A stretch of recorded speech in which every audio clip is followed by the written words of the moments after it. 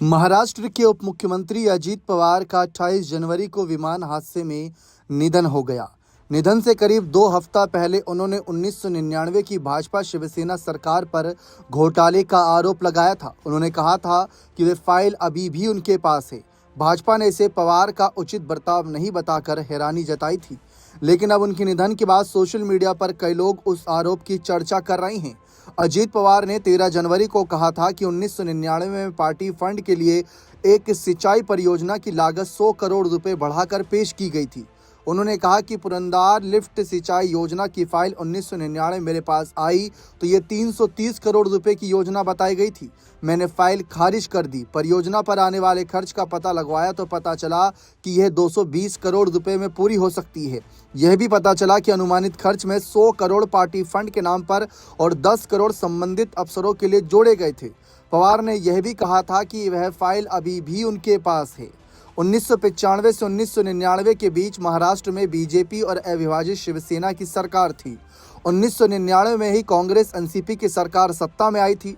BJP Shiv Sena सरकार में भाजपा के एकनाथ खड़से सिंचाई मंत्री थे। खड़से ने पवार के आरोपों को नकारते हुए कहा था कि वे खुद सिंचाई विभाग में भ्रष्टाचार के आरोपों का सामना कर रहे हैं और इससे ध्यान हटाने के लिए इस तरीके की बातें कर रहे हैं। बता दें कि खुद अजीत पवार पर भी भ्रष्टाचार के कई आरोप थे। अजीत पवार पर सिंचाई घोटाले का भी आरोप था।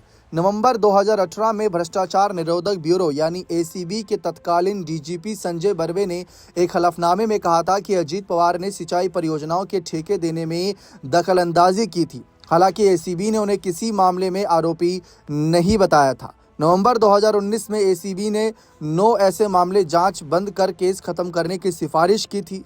हालांकि तब के एसीबी चीफ परमबीर सिंह का कहना था कि इनमें से कोई भी केस अजीत पवार विदर्भ सिंचाई विकास निगम के पूर्व अध्यक्ष से संबंधित नहीं है। 2019 में एसीबी ने बॉम्बे हाईकोर्ट की नागपुर पीठ में यह भी कहा कि किसी भी मामले में पवार से जुड़ी कोई गड़बड़ी नहीं पाई गई। वैसे पवार ने जिस बीजेपी शिवसेना सरकार पर भ्रष्टाचार का आरोप लगाया उसके मुख्यमंत्री फडणवीस थे। जब पवार से उनकी दोस्ती नहीं थी तब फडणवीस ने भी पवार को भ्रष्टाचारी बताया था और कहा था कि भाजपा की सरकार आएगी तो अजीत पवार जेल में चक्की पीसते हुए नजर आएंगे।